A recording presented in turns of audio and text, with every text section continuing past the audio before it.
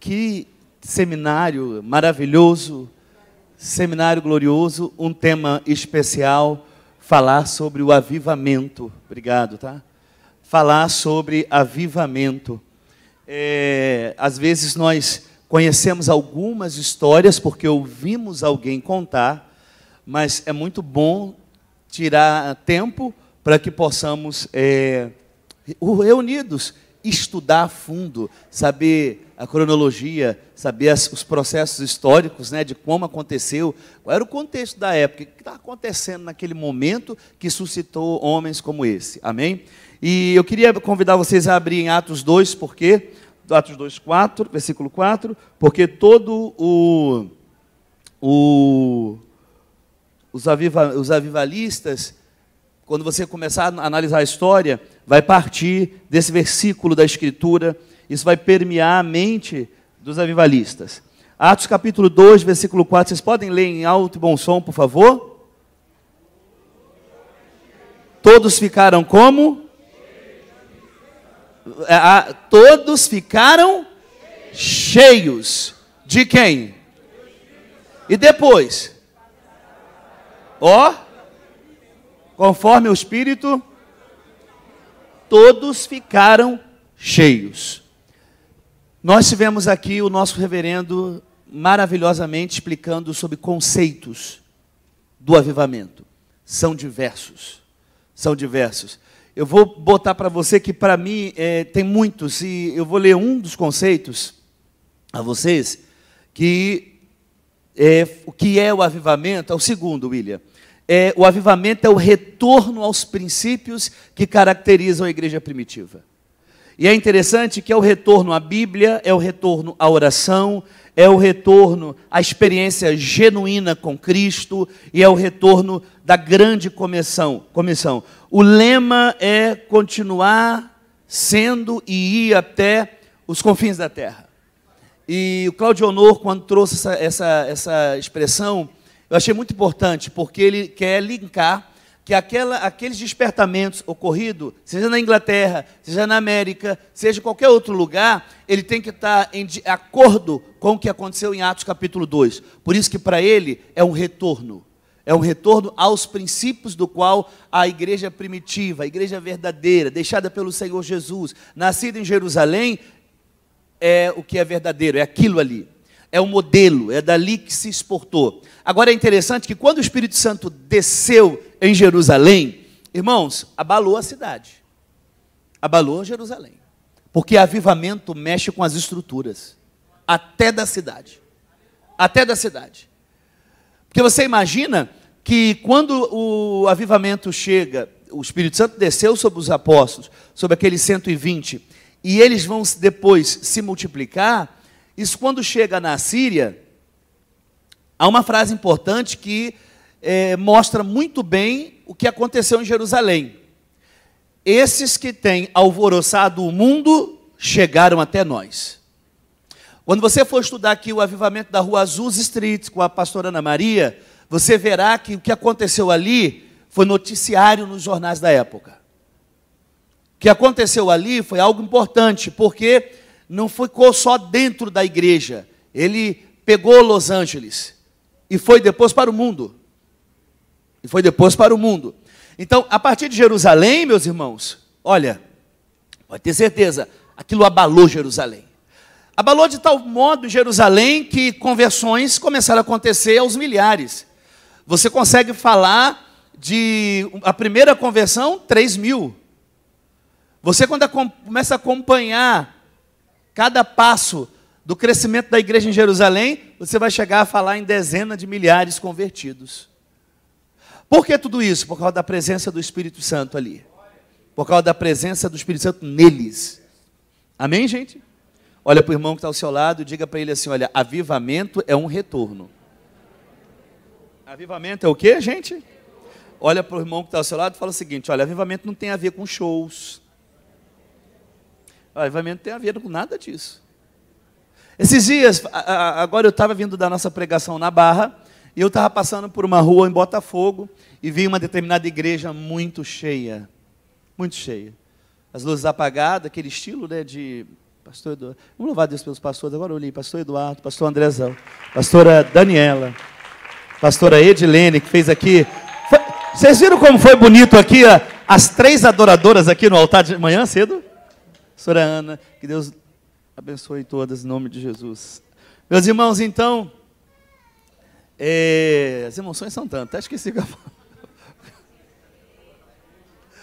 A igreja de Botafogo, lotada, luz apagada, aquela luzinha assim, um lustre, parecendo uma boate.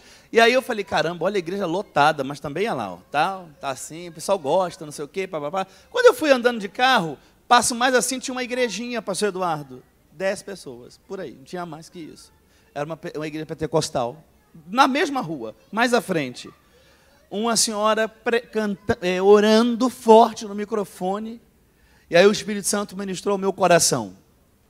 Nem sempre a multidão é o caminho correto. Porque às vezes você pode ouvir por aí que avivamento é porque a igreja está lotada. Não confunda público com ovelha, é diferente. Público é uma coisa, ovelhas são vocês. Ovelha é outra coisa. Amém?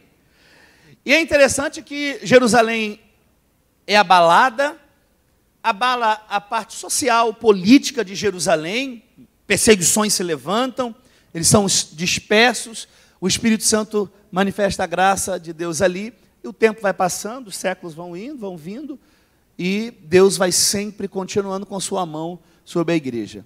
Vocês sabem que nós já pregamos, já ensinamos, já assistimos vídeos da pastora Alcenira aqui, falando sobre a reforma protestante, porque no século XVI, vocês sabem que a igreja romana, ela se desviou da verdade. E como ela se desviou, ela precisou de ser o quê? Reformada. Precisava de voltar aos padrões bíblicos. Precisava voltar aos padrões da Bíblia. Só que nós sabemos que ela não quis. E Martinho Lutero, então, que é o cavaleiro da reforma, ele vai levantar essas 95 teses, mostrando que a sua confiança da sua redenção deve ser inteiramente, exclusivamente a partir da obra que Cristo fez na cruz. Não é comprando um pedaço de uma caveira, não é comprando uma hóstia, um documento que te liberava perdão, isso não perdoa ninguém, mas aquilo que Jesus Cristo fez é aquilo que me perdoa, é aquilo que me credencia, é aquilo que traz para mim agora um estado de contentamento, de paz interior, é o que Jesus fez na cruz, amém? E Martinho Lutero levantou essa bandeira na reforma, amém? Ele levantou essa bandeira na reforma. Agora, após a reforma protestante, nós temos algumas situações que nós vamos ter que estudar para entender os avivamentos, porque para você entender por que Deus... tem uma frase importante que nos estudos a gente ouviu e leu, é que Deus sempre terá sua voz na história. Deus sempre vai intervir na história pela igreja dele. Amém? Você sempre vai ver isso, Deus intervindo na história. Vamos perceber que a reforma protestante foi uma bênção para aquele momento, foi uma bênção, porque muitos países depois da reforma começaram a buscar suas confissões religiosas. Aqueles que estavam em desacordo com a igreja católica, começaram então a buscar suas confissões. Então eles começaram realmente a aderir à fé. Só que, após a reforma, que o tempo foi passando, debates teológicos foram surgindo. Debates teológicos foram surgindo. E esses debates teológicos que foram surgindo, foi causando a frieza no meio do povo de Deus. Foi causando a frieza. Nós, de um lado, temos a reforma em Genebra, com Calvino. Depois, em 1603, temos um outro homem que se levanta para poder ir fazer um enfrentamento às doutrinas radicais e a muitas delas contra as escrituras de Calvino. Aí levanta Jacó Armínio, mostrando que não é dessa maneira. Essa briga teológica levou a um esfriamento das pessoas. Essa briga teológica levou o quê? A um esfriamento das pessoas. E aí os crentes que deveriam ser fervorosos não eram mais. E uma coisa interessante que o nosso reverendo falou aqui sobre a época é que a maioria era de confissão cristã, vinha de família. Por que você é cristão? Porque meu pai é, porque minha mãe é. E não tinha uma experiência pessoal com Jesus. Não tinha uma experiência o quê? Pessoal com quem? com Jesus. E na sua suma, todos os evangelistas, eles irão trazer isso, eles vão querer mostrar que há necessidade de uma relação íntima com Deus, que você tem que se relacionar com esse Deus. Você não pode dizer que é somente, você tem que experimentá-lo. Esse Deus é pessoal. Esse Deus é pessoal, você tem que falar com Ele, Ele tem que te falar com você, você tem que ouvi-lo, ele vai ter comunhão contigo. Isso é muito importante. Quando chegarmos em Jonathan Edwards, você vai ver que uma das coisas que vai chamar a atenção de uma criança de 6 anos de idade, que é o Jonathan Edwards, é a beleza de Deus. Ele vai sentir a beleza de Deus sobre a vida dele. Ele vai olhar para Deus e vai ver que não há ninguém como Deus. Ninguém ama tanto quanto Ele. Ninguém ouve tanto como Deus. Ninguém prepara tanto caminho para me resgatar como Ele. Isso vai deixar John, uma criança de 6 anos de idade, apaixonada por Jesus. Apaixonada por Jesus. Então, esses debates teológicos, o que mais levou foi realmente a uma frieza. Junto a tudo isso, quando você começa a estudar, muito obrigado, quando você começa a estudar essa questão dos debates teológicos, atribui-se aí o racionalismo. Sobre o racionalismo, antes de falar sobre o racionalismo, eu quero ler para vocês uma das fontes que nós temos, que é o livro História da Igreja Cristã, de um homem de Deus americano, Robert Nicholas. Ele diz o seguinte: a confiança, e sobre o período do racionalismo. Você imagina, nós passamos pela Reforma Protestante, a Reforma Protestante já aconteceu, agora nós estamos num momento onde a maioria das confissões cristãs estão frias, e você verá o que causou essa frieza, essa aridez no meio das pessoas. Os crentes que eram para levantar a bandeira da cristandade, da fé, da evangelização, das missões, você vê que você não percebe isso no pós-reforma. E aí o que vai acontecer? Deus, assim como levantou um cavaleiro da reforma, Deus vai levantar avivalistas. Agora, avivalista pode ser tanto o indivíduo, como vocês vão ver que Deus pode levantar, sabe o quê? Grupos de intercessão, grupos de orações, que vão com descontentamento com a época, descontentamento com o sistema, começarão a orar e a buscar a Deus. Essa atitude deles, de descontente com o que está de desacordo com a Bíblia, com a palavra, sabe o que vai acontecer? Deus, diz Claudio Honor, que Deus vai desnudar seu braço e vai levar até eles para fazer milagres. E sobre a situação do racionalismo, da era da razão, esse autor diz o seguinte: certas ideias como a existência de Deus, a lei moral, o estado futuro e o castigos ou recompensas eternas, dizia-se tinha que ser primeiro provadas antes de ser aceita como verdadeira. Ou seja, as verdades deveriam ser provadas segundo metodologia científica e não pode ser provada pela fé. Como provar que a água foi transformada em vinho? Como é que você vai provar pela fé que as moléculas da fórmula da água passou agora a ser vinho? Então, o racionalismo, e nós temos aí 2 filósofos que foram utilizados para colocar isso na mente da humanidade, que é o Emmanuel Kant e Descartes, eles levaram isso aos corações, ao ponto de influenciar a teologia e se criar uma teologia liberal. Se criar uma teologia liberal. O que fez essa teologia liberal? Os milagres, na realidade, quando os apóstolos disseram que ele transformou os pães, na realidade aquilo foi um meio romântico de trazer a atenção para Jesus. Mas Jesus não transformou isso, não. Jesus não fez dessa maneira. Então esses teólogos liberais começaram a surgir influenciados por esses 2 homens. E aí Deus vai sempre levantar, lembra disso, Deus sempre tem uma voz na história. Jamais a igreja vai se perder, Deus sempre vai trazer alguém. Deus sempre vai suscitar alguém. Deus sempre vai trazer pessoas. As portas do inferno não prevalecem, não. Tá? O resultado prático, diz o autor, de todo o racionalismo quanto à religião, variou nos diversos países. Olha só, na França, a oposição ao cristianismo foi mais forte do que em qualquer outra parte. Ali se desenvolveu um ateísmo.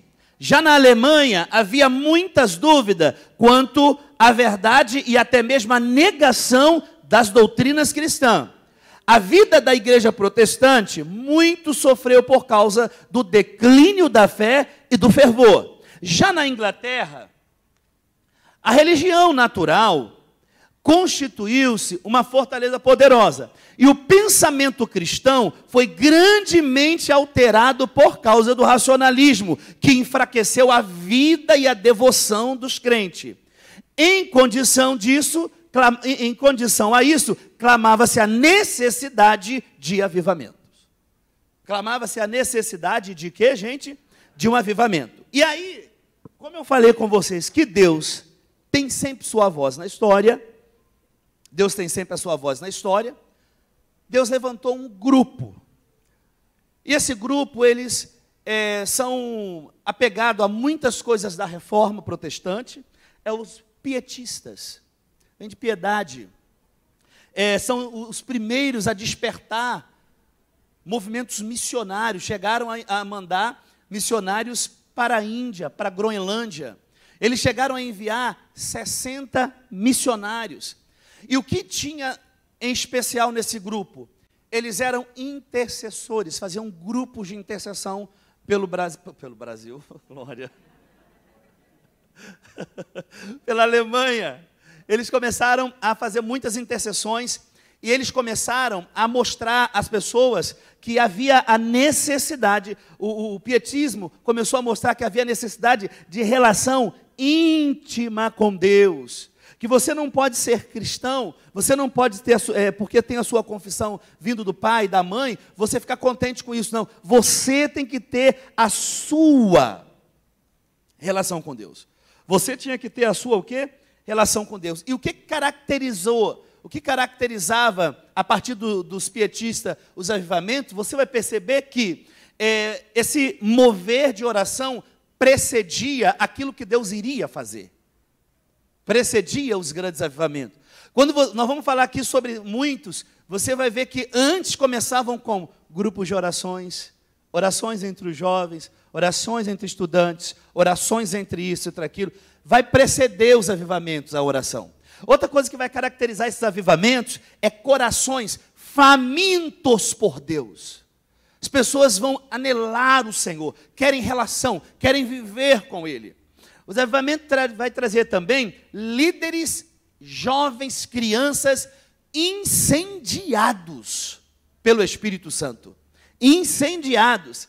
E você vai ver várias coisas. Outra coisa, nós vamos ver quando chegar em Gales, a utilização dos hinos. Era o hino da alma, do coração. Não tinha cantores, não tinha um órgão, não tinha a cantora, né, famosa que está lá na mídia, vamos chamar para trazer pessoas, e ela vai vir, vai trazer muita gente, porque o nome dela está na mídia. Não era isso, era aquele cântico da alma. Você vê quando a missionária chega aqui, ela não traz uma unção do Espírito Santo, porque é o cântico da alma, o cântico do Espírito, e essa voz, esse cântico, era lindo, que quando chegarmos em Gales, vamos para uma reunião importante em Gales, um avivamento, e todos vão cantar o mesmo hino, que o Espírito Santo vai comunicar com cada um, e aquele cântico do lado de fora vai curar pessoas, aquele cântico do lado de fora vai batizar pessoas. Então, quer dizer, você vai ver isso em todos os avivamentos, você vai ver que todos de entregue alma e coração serão avivados. O avivamento não era para um grupo, o avivamento não era só para um grupo de pastores ou de teólogos, esses sim serão avivados. Não, era para todos que buscarem, era para todos que decidirem no seu coração que isso é necessidade para eles, amém? O arrependimento também, característica dos avivamentos aqui, é que o avivamento fala de conversões, fala de arrependimento. Você vai ver pessoas confessando pecados, pessoas, colocando para fora aquilo que elas escondiam, aquilo que elas tinham lá guardado que ninguém sabia. Então, no avivamento, elas começam a confessar, elas começam a jogar essas coisas para fora. Elas começam a tirar essas coisas. Isso é uma das marcas de avivamento. Outra coisa, temor a Deus. Lembra lá em Atos que uma das marcas era o temor? Nós lemos, o pastor Celso falou também sobre isso. O temor a Deus. Por que o temor a Deus? E o temor a Deus é interessante, você vai ver na história dos avivamentos, crianças temendo ao Senhor. Isso tem a ver uma coisa aqui com a gente, hein? Nós estamos vendo isso aqui. Nós estamos vendo isso aqui, hein? Glória a Deus. Em certa medida, estamos vendo isso aqui. Crianças, adolescentes, adultos, temendo a Deus. E uma das coisas que você vai ver é que a maioria dos avivalistas são jovens. Os grandes nomes, 35 anos, 29 anos, sabe? Serão jovens. E vão chamar, vão reunir com os jovens. E esses jovens incendiados vão incendiar outros. Amém, gente? Amém? Outra marca muito forte e característica dos avivamentos são as missões, a evangelização. A evangelização. Os pietistas, eles foram os primeiros a mandar missionários. Eles foram os primeiros a entender que há necessidade de um evangelho pleno ser pregado para tirar essa caraminhola que se tem na mente das pessoas, debate teológico, racionalismo. Então eles querem mudar com isso, eles querem acabar com isso. Isso vai se perdurar por tempo, e é interessante que os pietistas vão influenciar um grupo muito importante. Lembra, o pietismo, ele tinha um braço da reforma protestante, ele pegou, a palavra tinha que ser cabeça, tinha que governar a vida, e eles vão, os anos vão passando, e eles vão chegar num lugarzinho, deixa eu ver se eu falo direitinho, tá?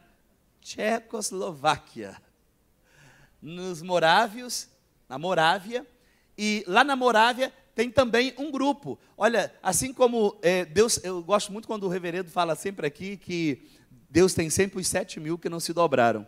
Então você imagina, agora nós estamos lá na Tchecoslováquia, e sabe quem está lá? Um grupo de jovens. Eles são chamados de irmãos russitas, porque eram seguidores daquele pré-reformador, lá antes da reforma, John Hus. Lembra dele? Que levantou, foi queimado na fogueira pela Igreja Católica. Os ensinamentos de Hus perdurou, e esses irmãos Hus agora, na Morávia, vão começar seu grupo de oração e de intercessão. Vão começar a orar e vão começar a buscar de Deus, a partir da influência pietista, que o cristão deve ter relações com Deus, o cristão deve ter vida íntima, o cristão precisa começar a pregar, anunciar, levar o evangelho. E é interessante que quando você começa a analisar direitinho a vida dos moravianos, você fica encantado, você fica maravilhado. Por quê? Porque você imagina, eles estão ali com o desejo por Deus, eles estão ali vivendo o Senhor, e isso é tão forte que vai influenciar a Morávia ao ponto de levar perseguições. Porque você não tem que sempre lembrar que tem um avivamento, não terá problemas, nem perseguições. Não terá. Terá situações de controvérsia. Sempre terá. Só que você tem que sempre entender, quem é o dono da história é Deus. Quem governa a sua igreja é o Senhor. Isso aí você vai ver ao longo dos avivamentos, tá? Que quem governa é o Senhor. Isso acontece entre os moravianos. É interessante que os morávios, quando eles vão começar a pregar, vão começar a ensinar, uma perseguição vai acontecer entre eles, e eles têm que sair da sua região. Eles têm que sair dali da sua região. E eles vão para onde? Eles vão para uma região da Saxônia, na Alemanha, e lá vão encontrar um conde de Zinzendorf. Ele tinha sido um homem, ele foi temente, tinha já o conteúdo pietista também sobre ele, queria algo de Deus, ele que era um legislador, ele compra um pedaço de terra, e ele então traz esses morávios para morar nesse pedaço de terra que ele estava. E é interessante que ali os morávios, não só eles, mas muitos vinham de outros lugares, confissão cristã, queriam algo de Deus, souberam disso e foram para morar junto ali com os morávios. E os morávios eram crentes de diversas confissões. Então você tinha confissões calvinistas, você tinha confissões ali arminianista, você tinha várias confissões junto. E onde tem muito crente com mente diferente, gera o quê? Briga, problemas. E aí, muitas guerrinhas, mas aí o conde de Zinzendorf, que é um homem de Deus ali, vai dizer para ele o seguinte: olha, vocês têm que focar naquilo que nos une, que o que nos une é maior, que era Jesus, que era o amor de Deus. E é interessante que no dia 13 de agosto de 1727, a comunidade moraviana vai ter o início ali de um primeiro avivamento. O primeiro grande avivamento entre os moráveis. Depois de um culto de ceia, eles vão estar ali. E sabe o que vai acontecer? Não era muita briga? Não era muita discussãozinha? A sua confissão é errada, a minha é certa. Sabe o que vai acontecer? Um amor fraternal vai governar o coração dos moráveis. Um amor um pelo outro. Um amor ágape, algo espiritual. E eles vão chegar a fazer, sabe, orações um pelo outro. E a palavra oração é tão forte entre os moráveis, porque o que vai acontecer entre os crentes moráveis, entre os missionários moráveis? Eles vão criar turnos de oração. Depois que eles experimentaram o avivamento, então é o seguinte, eles foram orar, experimentar essa graça, precisamos ter orações, mais e mais e mais orações. Fizeram turnos de orações.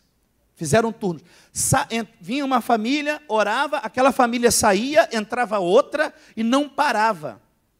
E não parava. E começavam a orar, buscando a Deus, buscando o Senhor, querendo o reavivamento, querendo as coisas de Deus.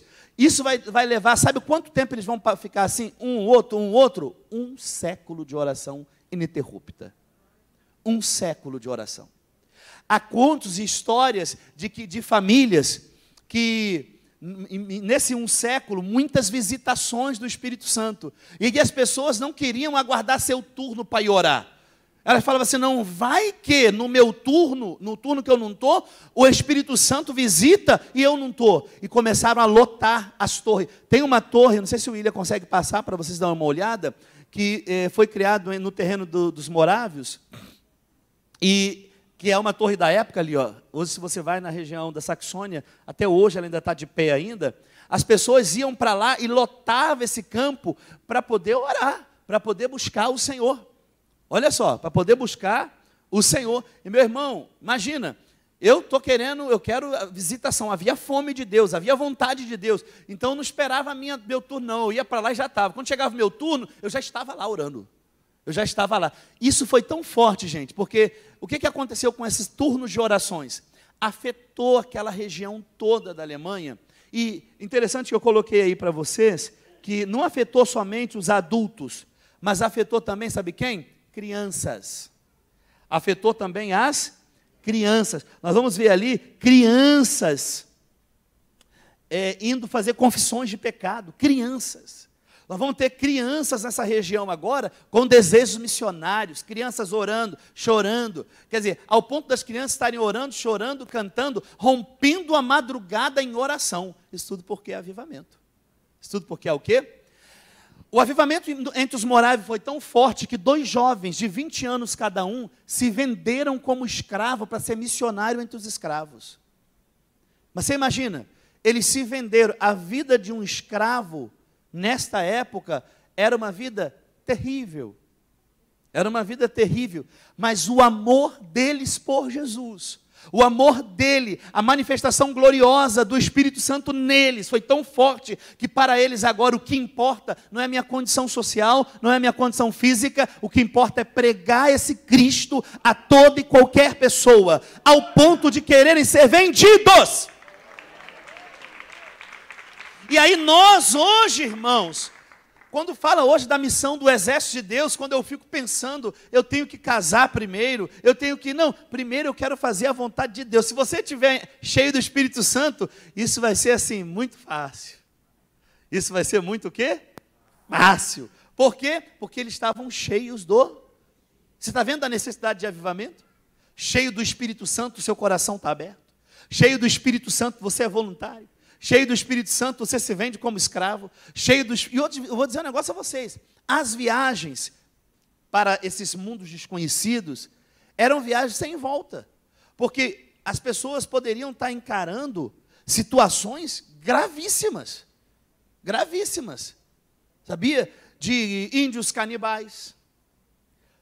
Vocês já viram aqui uma vez, o nosso reverendo passou, não sei se foi para os jovens, mas foi para os jovens, nós passamos aqui aquele filme de missionários que vão fazer missões em tribos canibais, lembra? Imagina, olha só, o Totem da Paz, lembra? Você vê, imagina, era viagem sem volta. Se podia ir, não podia voltar. Depois nós tivemos um outro caso real de filme, de missionários que foram em Mata Equatoriana, que nunca tinha sido... ninguém entrou, e lá tinha uma cultura também de matar as pessoas, e os missionários morreram assassinados, e as esposas assumiram o lugar dos missionários. Vocês lembram disso? Lembram? Você imagina, então o amor, o avivamento, quando vem em nossos corações, produz esse desejo, essa fome, de quem? Do Senhor. Olha para o irmão que está ao seu lado, diga para ele assim, ó, avivamento é de extrema necessidade, até para a obra de Deus, amém? E o que vai acontecer entre os morávios? Os morávios vão fazer algumas expedições missionárias. Uma das expedições missionárias, até incentivado pelo Conde de Zinzendorf, é sobre os nativos americanos, e eles vão para uma embarcação, só que nesta embarcação o mar está revolto, e eles quase vão a pique. Só que a comunidade moraviana estava assim num cantinho do navio, tem até uma imagem que desenho para poder imaginar. A comunidade moraviana estava num canto, e eles estavam fazendo, sabe o quê? Orando, cantando, fazendo ali pregações, e o navio quase indo embora, só que num canto tinha um pastor anglicano com medo de morrer. O missionário moraviano olha para ele e fala para ele, pastor, quem é Jesus para você? E ele responde bonito, sabe? Ele fala, é o Salvador do mundo. Aí o missionário moraviano olha para ele, mas você sabia que ele é o seu Salvador pessoal? John Wesley olha para eles e diz para eles, eu vim pregar aos índios, mas quem me converterá? Ele foi para uma missão e nem convertido ele era. Deus coloca a mão no navio, eles descem para fazer a missão, ficam 2 anos na missão. E John Wesley pergunta para ele o seguinte, olha, onde vocês se encontram na Inglaterra? Porque eu quero ter um contato maior com vocês.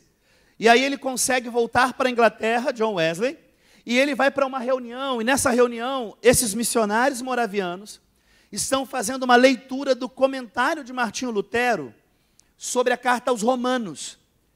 E é interessante porque a historiografia diz que quando John Wesley começa a ouvir só o comentário, ele diz que o coração dele começou a queimar. Olha só, o coração dele começou o quê? Ele começou a queimar. Ele começou a sentir, então, Deus ali na vida dele, e ele imediatamente sentiu que ali ele nasceu de novo, e a partir daquele momento, ele não tinha mais medo da morte, e se tornaria o maior avivalista da Inglaterra. O maior avivalista da Inglaterra. É interessante que John Wesley, ele tem algumas situações especiais, algumas frases importantes que eu coloquei para vocês aí. Uma delas é o seguinte, um jornalista perguntando a ele como ele conseguia atrair tantas pessoas para ouvi-lo. Ele diz o seguinte, eu me coloco em chamas, e as pessoas de toda parte me ver queimar, vêm para me ver queimar. Agora, como era a vida desse homem com Deus?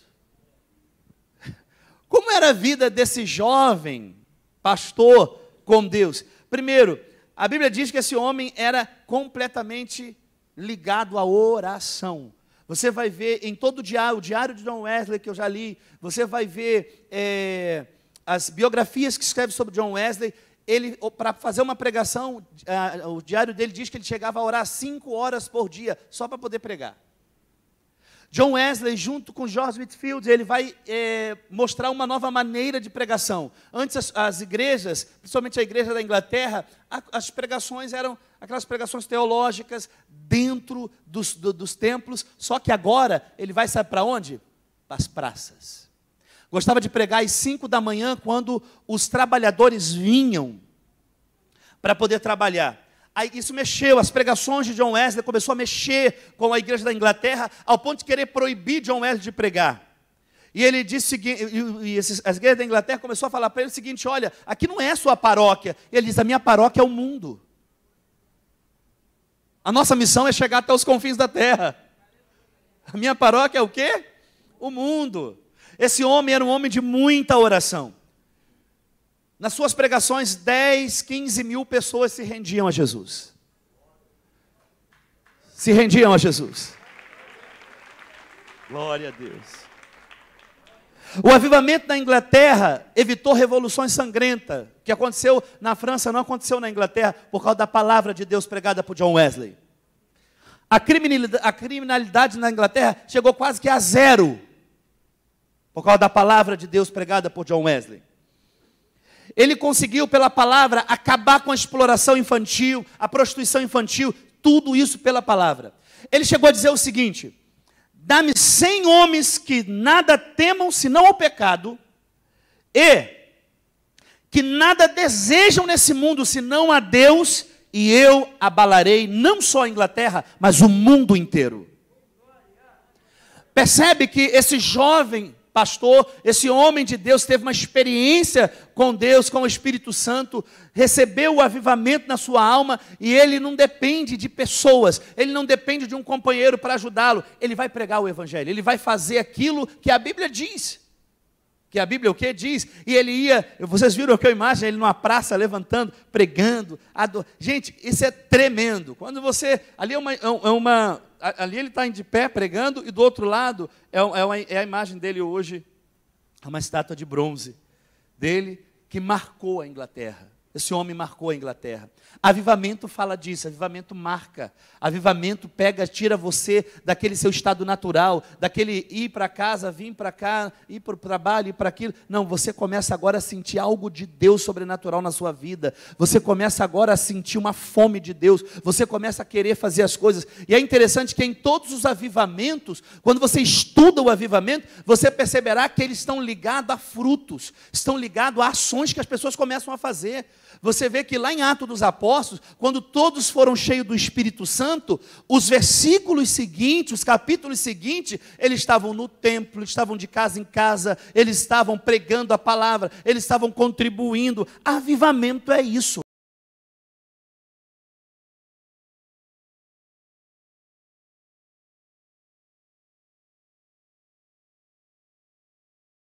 Avançados, então, África, Groenlândia, partes da América, Caribe, as ilhas caribenhas, eles foram até lá. E naquela época não tinha avião, não tinha